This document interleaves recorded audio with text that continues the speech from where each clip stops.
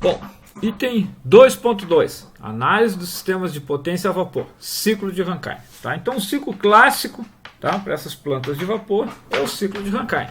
E é esse que a gente vai trabalhar aqui. Existem outros, tem um outro que eu não lembro o nome agora, que também é bastante utilizado.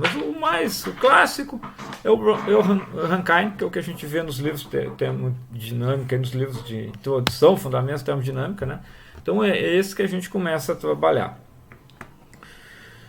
Então, ó, como eu falei, ó, a gente vai trabalhar com esses equipamentos aqui. Turbina, né? A gente vai trabalhar, na verdade, primeiro a gente vai analisar eles separadamente. Já fizemos isso, né? Mas vou fazer de novo aqui, né? Então eu vou falar um pouquinho da turbina, vou falar um pouquinho do trocador de calor aqui, que no caso é o condensador, um pouquinho da bomba e um pouquinho da caldeira, do gerador de vapor. A gente já sabe fazer isso, tá? Balanço de energia em cada um desses equipamentos aí para que me permita calcular as quantidades que eu quero, para que eu consiga calcular depois a eficiência do ciclo. Tá bem? Então vamos lá, ó. Individualmente, ó. Turbina, tá? Quais são as hipóteses na turbina? Regime permanente, uma entrada e uma saída, tá? Isso aqui não é saída, isso aqui é a potência produzida. Faltou dizer que é adiabática, né? A gente considera a turbina também adiabática. Então, não, está contemplado aqui, ó. Então, escrevendo a equação da energia, né? O que eu fiz foi escrever a equação da energia para essas duas hipóteses, né? Regime permanente, uma entrada e uma saída. Daí ela assume essa forma. Tá? As outras simplificações eu coloquei aqui. Ó. É usual a gente dizer que a turbina é adiabática, tá? E também desprezar a variação da energia cinética e variação da energia potencial. Eu botei zero aqui, né? Mas na verdade talvez o melhor seria desprezíveis, né? Mas eu acho que dá para entender, né? Não vai chegar a gerar confusão isso aqui. Tá? E aqui onde eu tenho a potência do volume de controle, eu tenho eu vou substituir pela potência da turbina. O que vai acontecer? Ó, eu vou ficar com a potência da turbina por unidade de massa é igual a H1 menos H2. Então eu vou calcular a potência da turbina em função do balanço de entalpia entre a entrada e a saída da minha turbina. Já fiz isso várias vezes, né? Só estou refazendo aqui para destacar quais as equações que a gente vai usar, tá? Então a gente vai guardar, na maioria das vezes a gente vai estar calculando a potência da turbina simplesmente através do balanço de entropia, H1 menos H2, né? Entre a entrada e a saída.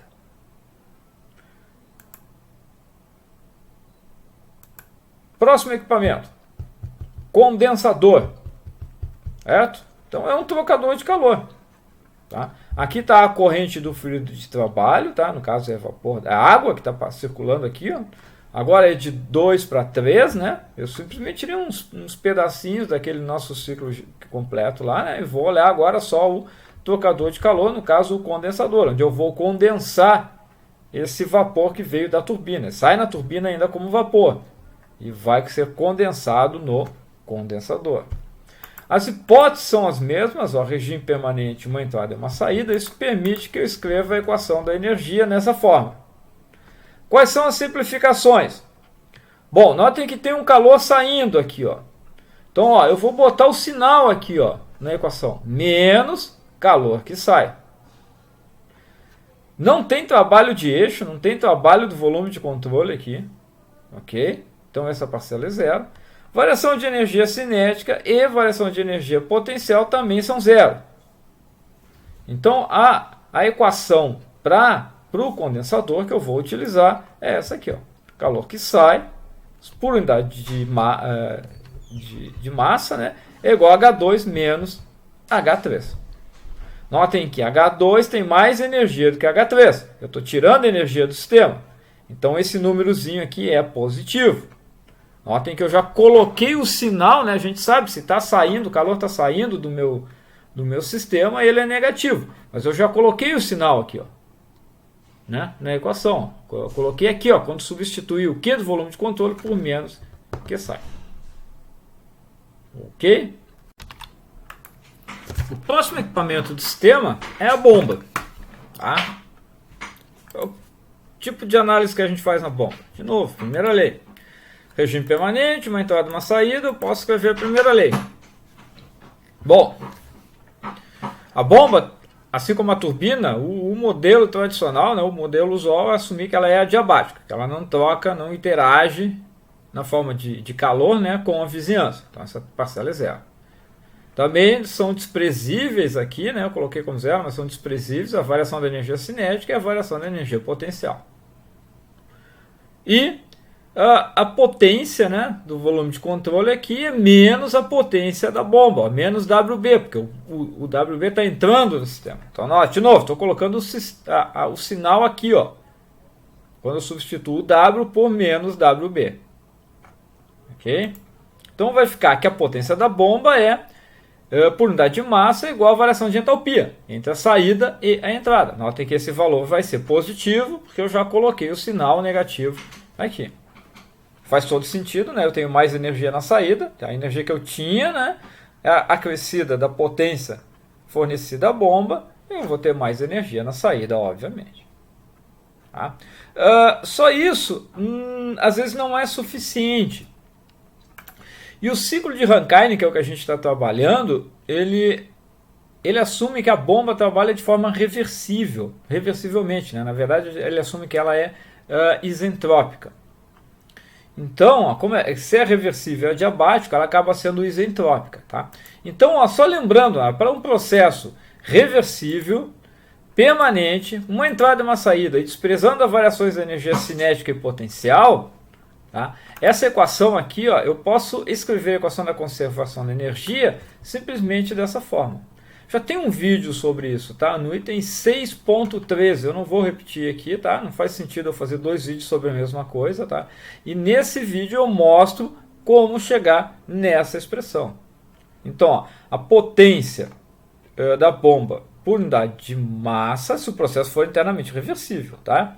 Ela vai ser, eu posso calcular ela como sendo a integral, né, de 2 para 3 de VdP.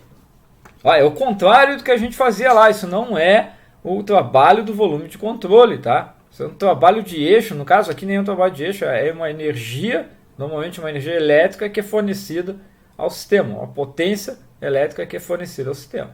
Tá? Então é o contrário aqui, ó, VdP, não é PDV. Então essa potência é igual a integral de 3 para 4 de VdP. Como é um ciclo onde esse fluido que passa pela bomba ele é líquido, né? Ele já foi condensado, tá? Então agora ele é líquido, então eu posso ainda assumir que o fluido é incompressível, que o volume é constante. E aí facilita ainda mais ainda. Eu vou poder calcular a potência da bomba como o volume no ponto 3 ou no ponto 4, né? Eu estou assumindo que é incompressível, mas normalmente eu não tenho no volume no ponto 4, eu tenho o volume no ponto 3, vezes a variação de pressão. Tá? Logo em seguida, quando a gente for fazer as continhas lá, a gente vai ver que vai precisar também dessa expressão aqui para calcular a potência da bomba. Tá? Além daquela, em função das entalpias, se eu tivesse entalpias eu calculo direto, né? A potência da bomba é H4 menos H3, mas se eu não tiver as entalpias, eu posso calcular em função do volume específico no ponto 3 e a diferença de pressão que eu quero ou que eu tenho entre a saída e a entrada da bomba.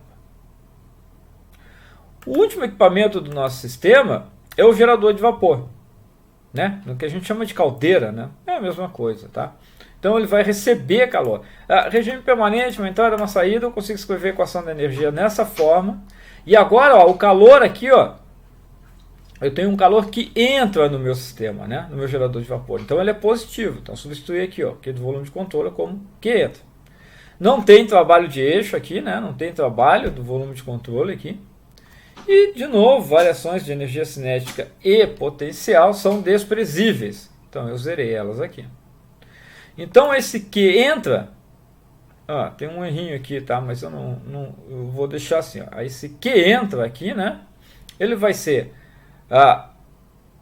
H1 menos H4, tá?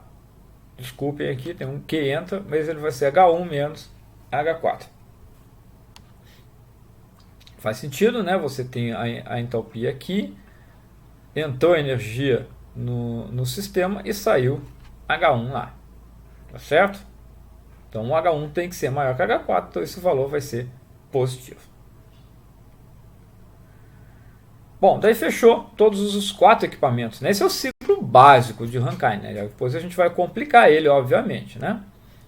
Então, ó, eu já tratei dos quatro equipamentos, né? A turbina, o condensador, a bomba e a caldeira.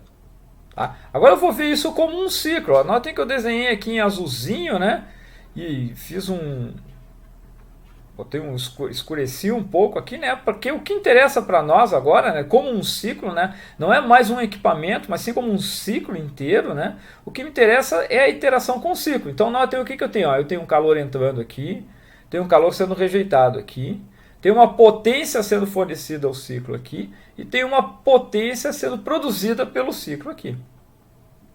Tá? Então, eu fiz agora a análise equipamento por equipamento, para quê? Para poder calcular, ó, W.T, W.T, Q ponto sai, W.B e Q ponto entra. Então eu preciso analisar equipamento por equipamento para pegar essas quantidades. No momento que eu tenho essa quantidade, eu posso fazer a análise do ciclo. E é isso que eu estou fazendo aqui. Ó. Qual é a eficiência térmica do ciclo?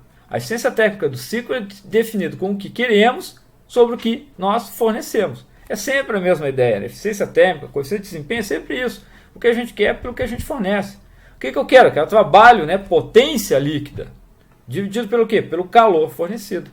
Então, por definição, a eficiência térmica do ciclo vai ser a potência produzida menos a potência consumida divididos pelo calor fornecido ao sistema.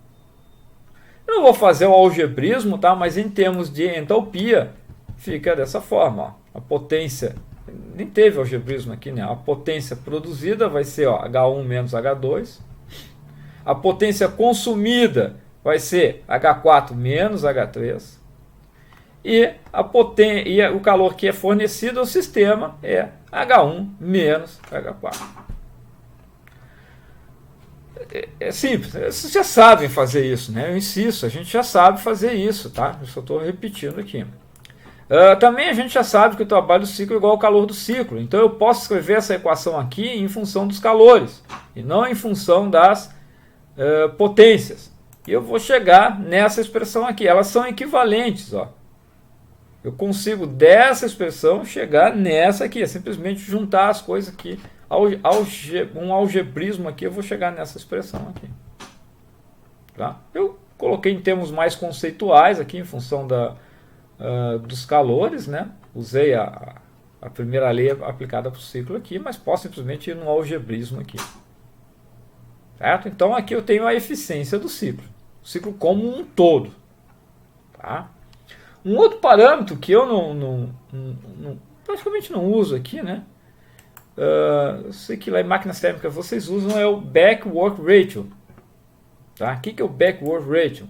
É a razão entre a potência fornecida ao sistema e a potência produzida pelo sistema. Nesse nosso ciclo, aqui nesse primeiro ciclo, em que eu só tenho uma bomba e só tenho uma turbina, né? Isso aqui eu posso ter várias bombas e posso ter várias turbinas. Eu simplesmente vou somar elas, né? Mas aqui eu só tenho uma bomba e uma turbina, então o back work ratio é calculado dessa forma aqui. Bem simples. Tá ok?